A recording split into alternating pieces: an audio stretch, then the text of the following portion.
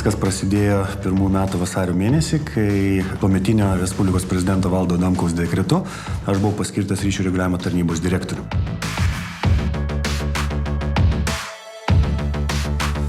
Pati tarnyba, jinai buvo kuriama reorganizuojant tuometinę valstybinę įmonę radio dažnių priežiūros tarnybą.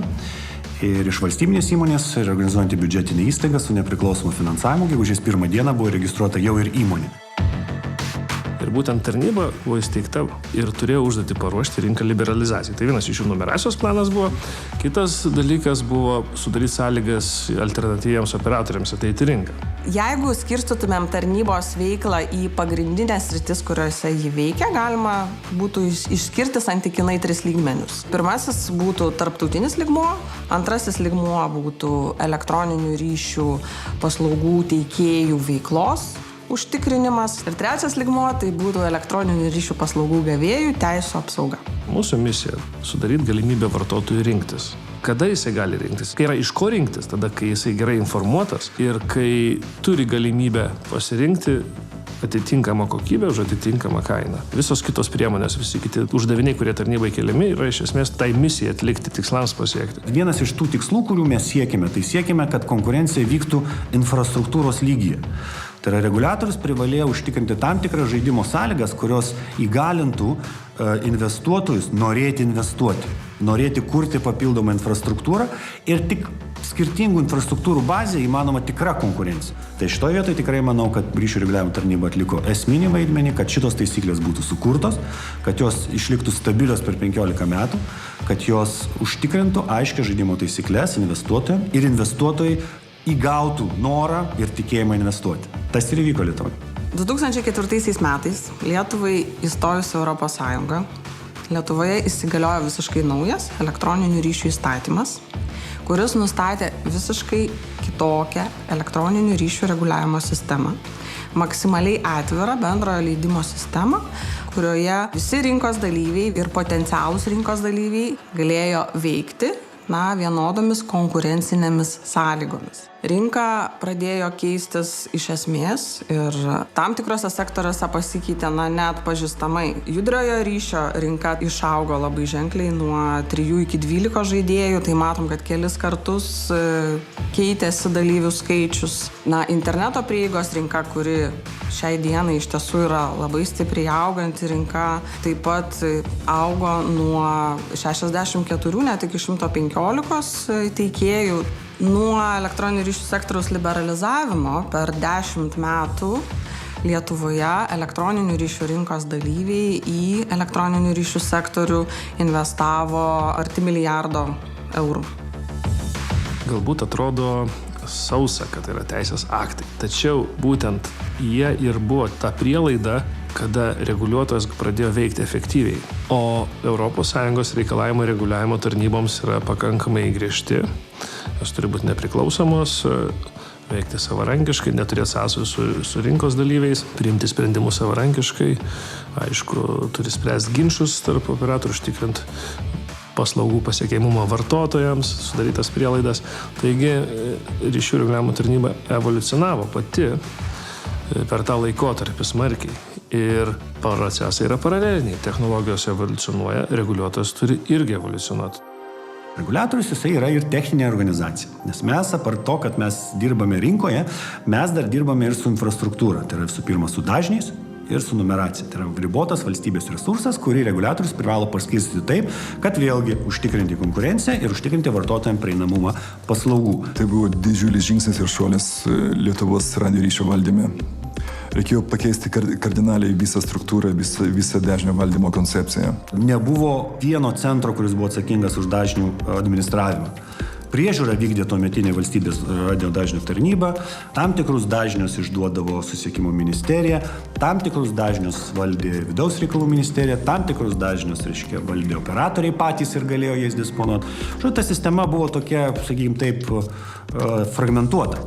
Tai vėlgi vienas iš tų pirmųjų uždavinių, kas liečia nacionaliniam kontekste, mes sutvarkėme nacionalinę radio dažnių lentelę. Tai buvo jinai iš esmės peržiūrėta ir patvirtinta kaip pirminis dokumentas, kurio bazėje po to daromi buvo visi kiti veiksmai. Tai irgi buvo vienas iš pirmųjų veiksmų sutvarkyti dažnių paskirstimą. Ir kadangi ta mūsų įstatyminė aplinka sutvarkė taip, kad reguliatorius jisai ir atsakingas ir už priežiūrą, ir už administravimą resurso, ir tai yra vienose rankose, tai mano supratimu tai buvo vienas iš svarbiausių punktų, kodėl mes galėjome ir sugebėjome labai stipriai pasistumėti ypatingai mobiliosios infrastruktūros plėtroje. Esminis instrumentas, kuris buvo pritaikytas Lietuvoje, jisai yra atėjęs iš ES direktyvų, tai yra rinkos tyrimai. Rinka yra segmentuojama į atskirus gabalus, kiekvienam gabale yra atliekami rinkos tyrimai ir nustatoma visų pirma, ar toje rinkoje yra efektyvi konkurencija ar ne. Jeigu toje rinkoje yra efektyvi konkurencija, viskas, reguliatorius ten nieko neveikia. Šie rinkos tyrimai dabar jau yra rutina reguliuotojui, bet tuo metu buvo nauja ir pakankamai intensyvu, tai didelio masto darbas. Lietuva, būdama tuo metu viena iš paskutinių pagal technologijos plėtrą mobiliam sektoriai, kas liečia trečią kartą, per pusę metų tapo vieni iš pirmųjų. 2002 metais Lietuvoje įvyko tas reiškinys, kai mobiliojo ryšio rinka, abonentų skaičium peraugo fiksuoto ryšio rinką. Tai dar parodė ir ES, kad tam tikri postulatai direktyvų, kurie buvo tuo metu formuluojami, ir ten buvo formuluojama, kad reikia nagrinėti atskirai fiksuotą ryšį rinką, atskirai mobiliojo ryšio rinką, ir tai yra ne visiškai teisingas požiūris, kad reikia žiūrėti, kad mobiliojo ryšio paslaugos gali pakeisti fiksuoto ryšio paslaugas, ir jas reikia traktuoti kaip vieną rinką ir taikyti tuos pačius instrumentus priežiūros. Ir galutiniam variante praėjus visam dešimtmečiui tikriausiai šiandieną visa Europa supranta, kad mes buvom teisūs. Sekantis žingsnis, kuris dar labiau paskatino mobiliojo ryšio plėtrą, buvo 2006 metais, prieš 10 metų, ryšių reguliavimo tarnybos inicijuota ir įgyvendinta numerio perkeliamumo sistema. Šios sistemos pagalba vartotojai gavo dar geresnės sąlygas, jiems ryšys dar atpigo. Dabar jau turim rezultatą judrio ryšio rinkoje, kad skambutis tinklo viduj ir į kitą tinklą nebesiskiria. Jo kaina, praktiškai žmogus nebegalvoja apie tą kainą. Kai anksčiau, dar tais 2003 metais, buvo aktualu turėti kelis telefonus tam, kad galima būtų skambinti tinklo viduj, nes kainos labai skyrėsi. Didmeninės kainos tarp operatorių per šį laiką sumažėjo daugiau negu 10 kartų. Tai paskatino dar didesnę judrio ryšio plėtrą ir konkurenciją tarp operatorių. Po to, kai mobilio ryšio abonentų skaičius peraugo fiksuoto ryšio abonentų skaičių, buvo sekantis etapas, kai mobilio ryšio abonentų skaičius peraugo 100% visų Lietuvos gyventojų. Tai reiškia, kad jau kiekvienas vartotojas turėjo ne po vieną SIM kortelę. Vienu metu iš tikrųjų Lietuvoje buvo tas skaičius berods, jeigu neklystu, apie 160%. 2005 metais Lietuvoje ne UMTS atėjo. Tie iš karto 3,5. Ką Lietuva laimėjo? Lietuva laimėjo, kad mes praleidom vieną etapą ir atsidūrėm laimėtojų vietoje. Didelės spartos internetas, plačiuostis internetas išsivystė labai smarkiai. Tai yra, kitaip tariant, pokytis yra milžiniškas. Tam prielaidas pavyko sudaryti ir mums. Nes viena iš ilgalaikių strategijų, kurios laikėmės, tai užtikrinti, kad infrastruktūra, kuri būtų naudojama interneto linijoms tiesti, būtų atvira visiems rinkos dalyviams. Prieinama infrastruktūra konkurentams lemia, kad jie išvysto savo tinklus ir mes dabar turime pakankamai gerai išvystytą, sakyčiau, vieną iš geriausių Europos Sąjungoje, taip pat ir lyderiaujame ir pasaulyje, apie 8 esam optinio interneto skvarbą. Tai yra didelis skaičius, apie 40% namų ūkių naudojasi. Kokybė auga drastiškai, duomenų kiekiai perdodami tinklais auga labai smarkiai. Todėl tos investicijos, kurias padarė Lietuvos rinkos dalyviai, kuriems buvo sudarytos sąlygos padaryti, ir lėmė šių tinklų kokybę. Ir kaina šitų paslaugų nėra didelė. Praktiškai mūsų vartotojai turi galimybę rinktis gerą kokybę už prieinamą kainą. Lietuva, būdama viena iš pirmaujančių šalių pasaulyje pagal šviesolaidinio ryšio skverbtį, užtikrina vartotojui prieigą prie pačių moderniausių, inovatyviausių paslaugų, įskaitant internetinę televiziją, turinio perdavimą, nuotolinį darbą ir panašiai. Pirmaisiais ryšių reguliavimo tarnybos veiklos metais buvo pereita nuo SECAM į PAL sistemą. Vaizdas tapo geresnis, ryškesnis ir paprastai sutapo su Europos šalyse naudojama kodavimo sistema. Įgyvendinti šitą perėjimą iš SECAM į PAL pavyko sklandžiai, kaip beje ir pereiti iš analoginės į skaitmeninę. Tas perėjimas į PAL buvo tas vienas mūsų žingsnių, kaip galime toliau atsiskirti nuo Rusijos, nuo Tarybų Sąjungos buvusios ir kad mes esam kitokie.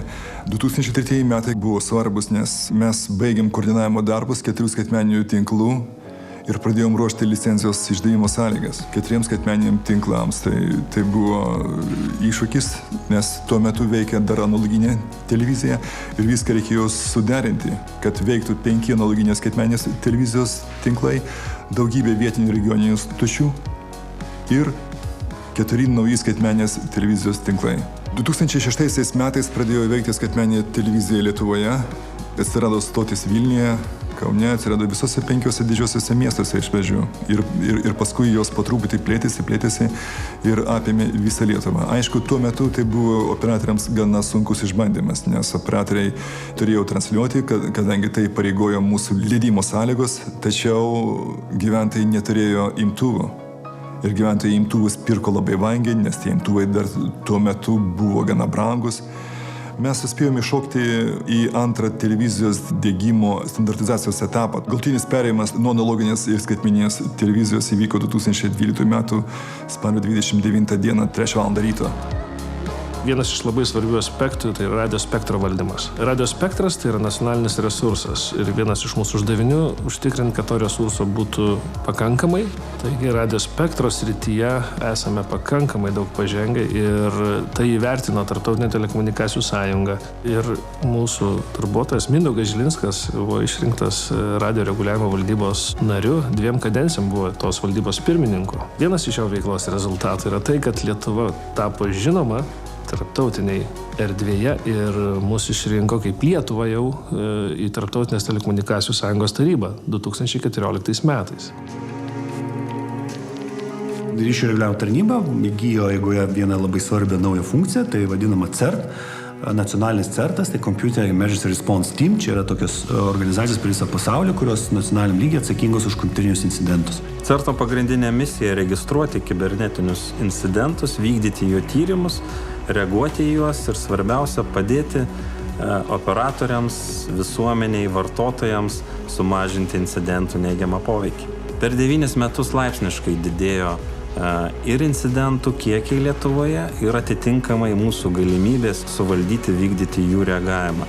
2015 metais vykdėme virš 41 000 incidentų tyrimų. Ir tai sudarė daugiau negu 15% išaugimą incidentų negu 2014 metais. Dabar suvokiam, nors mes kuklūs šiaip esam kaip lietuviai, kad mes sukūrėm kažkokį tai know-how ir jo pradedam dalintis ir yra bent 1-2 sritis, kaip pavyzdžiui interneto tinklų žemėlapių kūrimų sistema, kuri unikali ne tik ES, bet ir visam pasaulyje. Tai mes turim tam tikrų sričių, kur mes pažangiausi esame.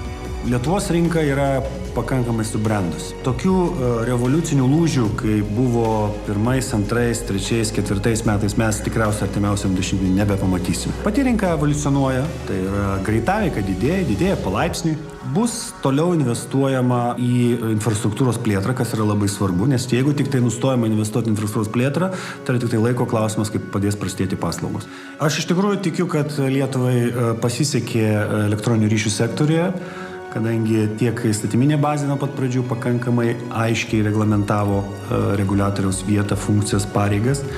Ir per tos 15 metų pavyko apginti ne vieną kartą keičiant elektroninių ryšių įstatymą, kad būtent toks modelis jisai priveda prie gerų rezultatų. Būtent dėl protingos įstatyminės bazės, dėl subalansuoto reguliavimo, dėl protingos reguliatoriaus kišimos arba nesikišimo į rinką.